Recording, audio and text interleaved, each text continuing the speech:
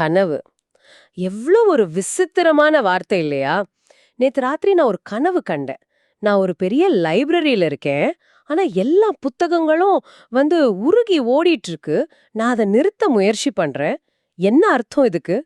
சில சமயம் கனவுகள் இப்படி சுத்தமா அர்த்தமே இல்லாத மாரி இருக்கும். சில சமயம் காலையில எந்திரிச்சும் மனச விட்டு போகாத அளவுக்கு ரொம்ப தெளிவா உண்மையா இருக்கும். இதெல்லாம் ராத்திரி நேரத்துல நம்ம மூளை காட்டுற வெறும் குப்பை காட்சிகளா? இல்ல இதுக்குள்ள நம்ம கண்டுபிடிக்க வேண்டியதோ ரகசியம் ஒளிஞ்சிருக்கா? ம் இந்த கேள்விக்கு ம் மனிதர்கள் பலாயிரம் வருஷமா பதில் தேடிட்டு இருக்காங்க. ஆரம்ப காலத்துல கனவுகளை கடவுள்கிட்ட இருந்து வர்ற செய்தியாவோ இல்ல பேய் பிசாசுகளோட எச்சரிக்கையாவோ பார்த்தாங்க.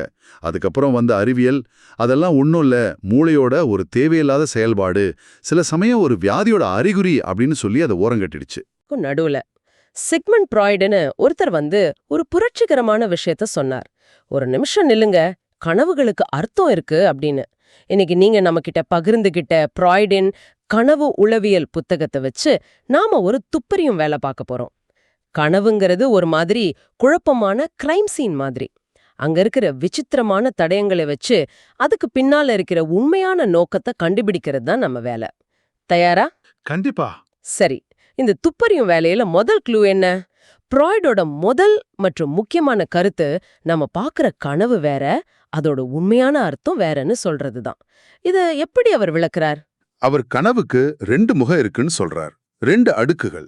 முதல் அடுக்கு தெளிவான உள்ளடக்கம், அதாவது மேனிஃபெஸ்ட் கண்டென்ட். இது நீங்க காலையில எந்திரிச்சதும் ஞாபகம் வச்சிருக்கிற கனவு கதை. ஓ, நான் சொன்னேனே, நான் லைப்ரரியில இருந்தேன், புத்தகமெல்லாம் உருகி ஓடுச்சு, அது மாதிரி. அதேதான், அதுதான் தெளிவான உள்ளடக்கம். ஆனா அதுக்கு கீழே 2வது அடுக்கு இருக்கு. அந்த 2வது அடுக்கு தான் உண்மையான அர்த்தமா? மிகச்சரி. அதுதான் மறைக்கப்பட்ட உள்ளடக்கம், அதாவது லேட்டன்ட் கான்டென்ட். இதுதான் அந்த கனவோட உண்மையான ஆழமான அர்த்தம்.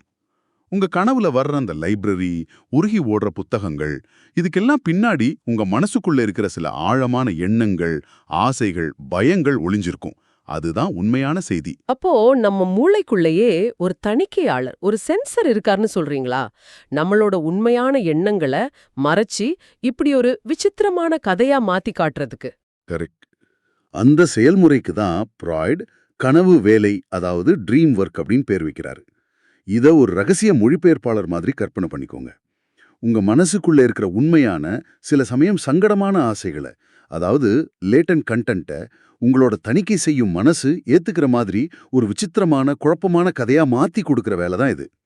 உண்மையை சொல்லணும், ஆனா நேரடியா சொல்லக்கூடாது. அதான் இதோட வேலை. ரொம்ப சுவாரஸ்யமா இருக்கு. அப்போ இந்த கனவுகளோட மைய நோக்கம் என்னவா இருக்கும்? எல்லா கனவுகளுக்கும் பொதுவா ஒரு நோக்கம் இருக்கா? இங்கதான் ஃப்ராய்டோட மிக முக்கியமான ஒரு புரட்சிகரமான கண்டுபிடிப்பு வருது. அவர் என்ன சொல்றாருன்னா, ஒவ்வொரு கனவும் அது எவ்வளவு விசித்திரமா இருந்தாலும் சரி, எவ்வளவு பயங்கரமா இருந்தாலும் சரி, அது ஒரு ஆசையை நிறைவேற்றும் முயற்சி தான். ஒரு நிமிஷம், ஒரு நிமிஷம். நீங்க சொல்றது படி நான் நேத்து ராத்திரி பரீட்சைக்கு படிக்காம போய் மாட்டிக்கிட்ட மாதிரி ஒரு பயங்கரமான கனவு கண்டா கூட அது ஒரு ஆசையை நிறைவேற்றுற முயற்சியா? இது நம்பவே முடியலையே. அது எனக்கு கவலையும் பயத்தையும் தானே கொடுக்குது. நல்ல கேள்வி. இதுதான் எல்லாருக்கும் வர்ற முதல் சந்தேகம். இந்த சிக்கலான விஷயத்துக்குள்ள போறதுக்கு முன்னாடி ஃப்ராய்ட் ஒரு எளிமையான உதாரணத்தை காட்டுறாரு. குழந்தைகளின் கனவுகள். ஓ, சரி. ஏன்னா குழந்தைங்களோட மனசுல பெரியவங்க மாதிரி தணிக்கை, ஒடுக்குதல், அதாவது ரிப்ரெஷன் எல்லாம் ரொம்ப கம்மியா இருக்கும். அவங்களோட ஆசைகள் ரொம்ப நேரடியா இருக்கும். ஆமா, அவங்களுக்கு வேணும்னா வேணும், வேணானா வேணாம். ரொம்ப சிம்பிள். அதனால அவங்க கனவுகளும் ரொம்ப சிம்பிளா, நேரடியா ஆசைகளை நிறைவேற்றுற மாதிரி இருக்கும். ஃப்ராய்ட் ஒரு அருமையான உதாரணம் சொல்றார். அவரோட 19 மாச குழந்தைக்கு உடம்பு சரியில்லை. அதனால அன்னைக்கு அந்த குழந்தைக்கு ஸ்ட்ராபெரி பழம் கொடுக்கல. ஆனா அந்த குழந்தைக்கு ஸ்ட்ராபெரி சாப்பிடணும் ஒரே ஆசை. பாவம் குழந்தை நாள் முழுக்க அதையே பார்த்து ஏங்கிட்டு இருந்திருக்கும். ஆமா, அன்னைக்கு ராத்திரி தூக்கத்துல அந்த குழந்தை சந்தோஷமா முணுமுணுக்கிறா. அவ பேராசைய சொல்லி டாஃபரி, முட்டை, கஞ்சி அப்படின்னு சொல்றா. பகல்ல கிடைக்காத, நிறைவேறாத ஆசை கனவுல உடனே நிறைவேறிடுச்சு. இதுதான் கனவோட அடிப்படையான வடிவம். இது ரொம்ப தெளிவா புரியுது. அந்த டாக்ஸ்டெயின் மலைக்கு போன பையனோட கதையும் இதே மாதிரி தானே? அதேதான். ஒரு சின்ன பையன் அவங்க அப்பா கூட டாக்ஸ்டெயின் மலைக்கு போகணும்னு ரொம்ப ஆசைப்படுறான். ஆனா கடைசி நேரத்துல போக முடியல. அவனுக்கு பெரிய ஏமாற்றம். ஆனா அடுத்த நாள் காலையில அவன் ரொம்ப சந்தோஷமா எந்திரிச்சு நேத்து ராத்திரி நான் கனவுல டாக்ஸ்டெயின் மலைக்கு ஏறிட்டேன்னு சொல்றான். பகல்ல நிறைவேறாத ஆசை ராத்திரி கனவுல நிறைவேறிடுச்சு. சரி, குழந்தைங்களோட கனவு சிம்பிளா இருக்கு. ஆனா பெரியவங்களான நம்ம கனவுகள் ஏன் இவ்ளோ சிக்கலா இருக்கு? என்னோட பரீட்சை கனவு மாதிரி கனவுகளுக்குள்ள எப்படி ஒரு ஆசை நிறைவேற்றும் ஒழிஞ்சிருக்க முடியும்? ஏன்னா நம்ம வளர வளர நம்ம ஆசைகளும் சிக்கலாகுது. சமூகத்தால ஏற்றுக்கொள்ளப்படாத பல ஆசைகள் நம்ம மனசுக்குள்ளேயே நாமே ஒடுக்கி வச்சிருக்கிற, அதாவது ரிப்ரெஸ்ட் ஆசைகள் நிறைய இருக்கும். ம். அந்த ஆசைகளை நம்மளோட நனவு மனசு, கான்ஷியஸ் மைண்ட் நேரடியா பார்க்கறதுக்கு வெக்கப்படும் இல்ல பயப்படும். அதனால தான் அந்த கனவு வேலைங்கிற மொழிபெயர்ப்பாளர் உள்ள வந்து அந்த ஆசைகளை உருமாற்றி அடையாளம் தெரியாத அளவுக்கு மாத்தி ஒரு கதையா காட்டுறார். உங்க பரீட்சை கனவுக்குள்ளேயும் அப்படி ஒரு மறைமுகமான ஆசை இருக்கலாம். ஒருவேளை தோல்வி அடைஞ்சா கிடைக்கிற அனுதாபத்துக்கான ஆசையா இருக்கலாம், அல்லது ஒரு பொறுப்புல இருந்து தப்பிக்கிற ஆசையா கூட இருக்கலாம். இது ஆச்சரியமா இருக்கு. நம்ம மூளையே ஒரு தணிக்கையாளரா வேலை செஞ்சு நம்மகிட்ட இந்த உண்மையை மறைக்குதுன்னு சொல்றீங்க. இந்த தணிக்கை வேலைய, அதாவது இந்த உருமாற்றத்தை, அது என்னென்ன வழிகள்ல செய்யுது? அதுக்கு கனவு வேலை பல உத்திகளை பயன்படுத்துது. அதுல முதல் மற்றும் முக்கியமான உத்தி சுருக்கம், கண்டென்சேஷன். பல அலகலகு எண்ணங்கள், நபர்கள், சம்பவங்கள், நினைவுகள் எல்லாத்தையும் ஒன்னா சேர்த்து ஒரே ஒரு கனவு பொருளா சுருக்கிடுறது. ஆமா, இத கனவுல அடிக்கடி நடக்கும். என் கனவுல ஒருத்தரை பாப்பேன். அவர் என் அப்பா மாதிரியும் தெரிவாரு, ஆனா பேசுறது என் பாஸ் மாதிரி இருக்கும். இதுதான் சுருக்கமா? மிகச்சரியா சொன்னீங்க. அதுதான் சுருக்கம். பிராய்டு தன்னோட சொந்த கனவு ஒன்ன உதாரணமா சொல்றாரு. அவர் ஒரு நீச்சல் குளத்துல இருக்கிற மாதிரி ஒரு கனவு. அது அவர் பகுப்பாய்வு செய்யும்போது தான் தெரியுது, அந்த ஒரே ஒரு காட்சி அவர் பார்த்த 2 ஓவியங்களையும் அவரோட இளமை காலத்துல நடந்த ஒரு சம்பவத்தையும் ஒன்னா இணைச்சு உருவாக்கப்பட்டிருக்கன்னு. தகவல்களை சுருக்கி ஒரே குறியீட்டுல காட்டுற ஒரு புத்திசாலித்தனமான வழி இது. சரி, பல விஷயங்களை ஒன்னா சுருக்குறது புரியுது. ஆனா சில சமயம் என் கனவுல ரொம்ப முக்கியமான ஒரு விஷயம் ஏதோ ஓரமா நடக்கிற மாதிரியும், சம்பந்தமே இல்லாத ஒரு சின்ன விஷயம் மையத்துல இருக்கிற மாதிரியும் இருக்கும். அந்த மாதிரி தர்க்கமே இல்லாத விஷயங்களை பிராய்ட் எப்படி விளக்குறார்? அருமையான கேள்வி. இதுதான் கனவு வேலையோட 2வது மற்றும் மிக முக்கியமான உத்தி. இதுக்கு பேரு இடப்பெயர்ச்சி, டிஸ்பிளேஸ்மெண்ட். இதுதான் கனவோட உண்மையான அர்த்தத்தை மறைக்கிறதுல பெரிய பங்கு வகிக்குது. கனவோட உண்மையான மையம் எதுவோ அதோட உணர்ச்சிபூர்வமான முக்கியத்துவத்தை எடுத்து சம்பந்தமே இல்லாத ஒரு சாதாரண விஷயத்துக்கு மாத்தி விட்டுடும். ஒரு துப்பறியும் கதையில கொலையாளி கவனத்தை திசை திருப்புறதுக்காக ஒரு பொய்யான தடயத்தை உருவாக்குவான் இல்லையா, அது மாதிரிதான் இது. இதுக்கு பிராய்டோட சொந்த கனவான அந்த கீரை கனவு ஒரு நல்ல உதாரணம்னு மூலத்துல இருக்கு. அது கொஞ்சம் விளக்க முடியுமா? ஏன்னா அது படிக்கும்போது ரொம்ப சாதாரணமா தெரிஞ்சது. கண்டிப்பா. அது மேலோட்டமா பார்க்கிற ஒரு சாதாரண கனவு. கனவுல ஃப்ராய்ட் ஒரு டின்னர் பார்ட்டியில இருக்கார். அவருக்கு கீரை பரிமாறப்படுது. அங்க திருமதி E.L. அப்படின்னு ஒரு பெண்மணி ஃப்ராய்ட் மேல ரொம்ப அக்கறையா அவர் பக்கத்துல வந்து உட்கார்ந்து அவங்க கைய அவர் முழங்கால் மேல வச்சு, உங்களுக்கு எப்போதுமே அழகான கண்கள் இருந்துச்சு அப்படின்னு சொல்றாங்க. இவ்வளவுதான் கனவு. இதுல என்ன பெரிய ரகசியம் இருக்க முடியும்? ஒரு பார்ட்டி, ஒரு சாப்பாடு, ஒரு பாராட்டு, அவ்வளோதானே? இங்கதான் ஃப்ராய்டோட டிடெக்டிவ் வேலை ஆரம்பிக்குது. அவர் இத அக்குவேர் ஆணிவேரா பிரிச்சு பார்க்கறார். அந்த பெண்மணி ஃப்ராய்டுக்கு பணம் கடனா கொடுத்த ஒருத்தரோட மகள். அழகான கண்கள் அப்படிங்கிறது அந்த காலத்துல ஜெர்மனில இருந்த ஒரு கேலியான சொற்றொடர். உங்க அழகான கண்களுக்காக எதையும் செய்வாங்க அப்படிங்கிற அர்த்தத்துல. அதாவது விலை கொடுக்காம எதையும் அன்பா பெறுகிறது. ஓ, அப்படியா? கீரை, அவரோட சின்ன வயசுல அவர் சாப்பிட மறுத்த ஒரு உணவு, இப்படி எல்லாத்தையும் இணைச்சு பார்க்கும்போது அந்த கனவுக்கு பின்னாடி எதையும் இலவசமாக பெற விரும்புவது, யாருக்கும் கடன்பட்டிருக்க விரும்பாதது அப்படிங்கிற ஆழமான சிக்கலான எண்ணங்கள் இருக்கிறது தெரிய வருது. அப்போ கனவுல ரொம்ப முக்கியமா தெரிஞ்ச அந்த பெண்மணியோட செயல், அதாவது கைய வச்சது, அதுவல்ல உண்மையான மையம். இல்லவே இல்ல. அதுதான் இடப்பெயர்ச்சி. கனவுல முக்கியத்துவம் கொடுக்கப்பட்டது அந்த பெண்மணியோட செயலுக்கு. ஆனா பகுப்பாய்வுல அந்த மறைக்கப்பட்ட எண்ணங்களான இலவசமான அன்பு மற்றும் கடன் தான் உண்மையான மையம். உணர்ச்சிபூர்வமான அழுத்தம் ஒரு சின்ன விஷயத்துக்கு மாத்தப்பட்டு உண்மையான நோக்கம் மறைக்கப்பட்டுடுச்சு. வாவ், இது திகைப்பூட்டுது. இது தவிர தர்க்க ரீதியான எண்ணங்களை காட்சிகளா மாத்துறதும் ஒரு உத்தின்னு சொல்றாரு இல்லையா? ஆமா. ஆனா காட்சியாக மாற்றுதல், அதாவது ரெப்ரசன்டேஷன் என்கிறார். கனவு ஒரு நாடக ஆசிரியர் மாதிரி நம்ம மனசுல இருக்கிற கருத்துகளுக்கு, தர்க்க தொடர்புகளுக்கு எல்லாம் காட்சி வடிவம் கொடுக்கும். உதாரணமா, காரணமும் விளைவும்ங்கிற ஒரு தர்க்க தொடர்பை காட்டணும்னா கனவுல ஒரு காட்சிக்கு அடுத்ததா இன்னொரு காட்சி வரும். இது நடந்ததால் அது நடந்ததுன்னு நாம புரிஞ்சுக்கணும். சரி, கனவுல வர்ற சில பொருட்களுக்கு பொதுவான அர்த்தங்கள் இருக்குமா?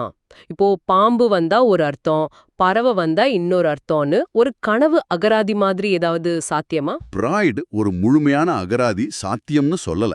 ஏன்னா ஒவ்வொருத்தரோட அனுபவமும் தனித்துவமானது. ஆனா சில குறியீடுகள், அதாவது சிம்பல்ஸ், எல்லா மனிதர்களோட கனவுகளிலும் திரும்ப திரும்ப வருதுன்னு அவர் குறிப்பிடுறார்.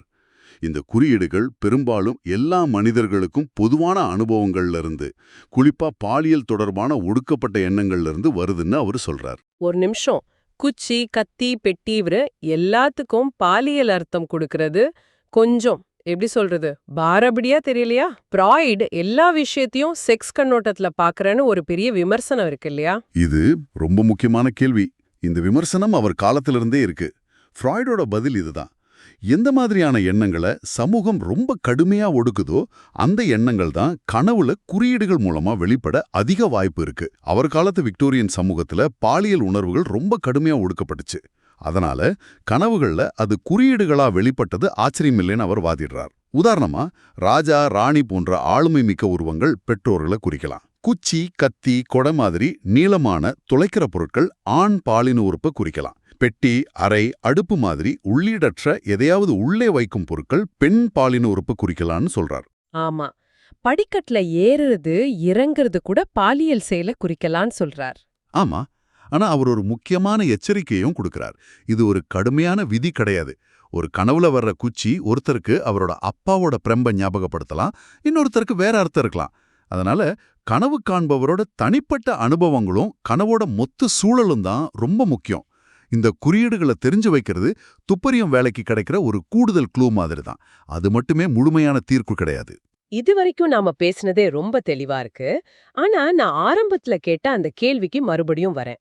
எல்லா கனவுகளும் ஆசைய நிறைவேற்றுவதுதான் அப்படின்னா, நம்மள நடுங்க வைக்கிற கெட்ட கனவுகள், துஷ்வப்னங்கள் ஏன் வருது?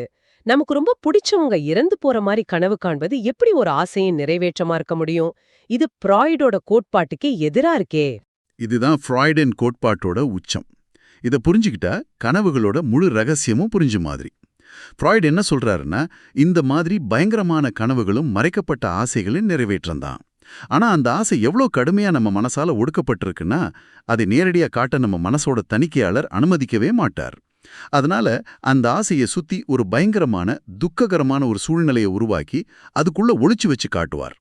கேட்கவே குழப்பமா இருக்கு. இதுக்கு மூலத்துல ஒரு உதாரணம் இருக்கு இல்லையா? அந்த சகோதரியோட குழந்தை இறந்து போற மாதிரி வர்ற கனவு.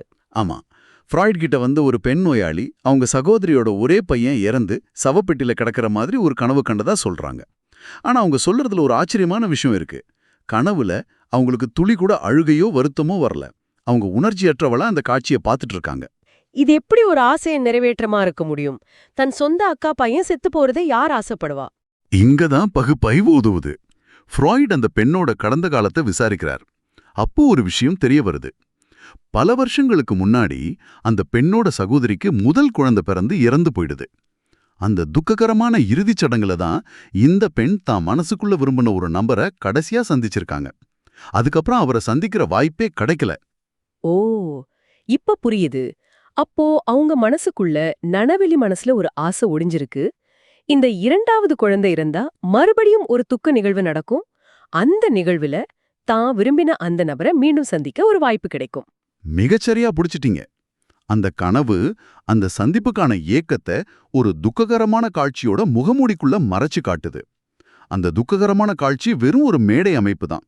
உண்மையான நோக்கம் அந்த சந்திப்பு. அதனால தான் அந்த பெண்ணுக்கு கனவுல வலி ஏற்படல. ஏன்னா அவங்களோட ஆழ் மனசுக்கு அது ஒரு சந்தோஷமான வாய்ப்பு. அப்படியானால் கனவின் வெளிப்படையான உணர்ச்சி அதன் உண்மையான அர்த்தத்தின் உணர்ச்சியாக இருக்க வேண்டிய அவசியமில்லை. இது உண்மையிலே திகைப்பூட்டுகிறது. கெட்ட கனவோட மேற்பரப்புல துக்கம் இருந்தாலும் அதோட ஆழத்துல ஒரு ஆசையின் நிறைவேற்றம் ஒளிஞ்சிருக்கு. ஆமா, அப்போ நம்மளோட இந்த துப்பறியும் வேலையோட முடிவு என்னன்னா, கனவுகள் வெறும் அர்த்தமில்லாத குழப்பங்கள் இல்ல, அது நம்ம மனசோட ஆழமான அடுக்குகளுக்கு, குறிப்பா நம்மளோட நனவிலி அன்கான்ஷியஸ் மனசுக்கு போற ஒரு ராஜபாதை அப்படின்னு ஃப்ராய்ட் சொல்றார். கரெக்ட். விஆர் ரேஜியா, ராஜபாதை. கனவுகள் நம்மளோட ஒடுக்கப்பட்ட ஆசைகள், பயங்கள், நிறைவேறாத ஏக்கங்கள், மறக்கப்பட்ட நினைவுகள் எல்லாத்தையும் புரிஞ்சிக்க ஒரு சக்தி வாய்ந்த கருவி. கனவுகளை பகுப்பாய்வு செய்யறது மூலமா நம்மளோட விழித்திருக்கும் வாழ்க்கையில நம்மளாலேயே புரிஞ்சிக்க முடியாத நம்ம நடத்தைகளுக்கு பின்னாடி இருக்கிற காரணங்களை தெரிஞ்சுக்கலாம்.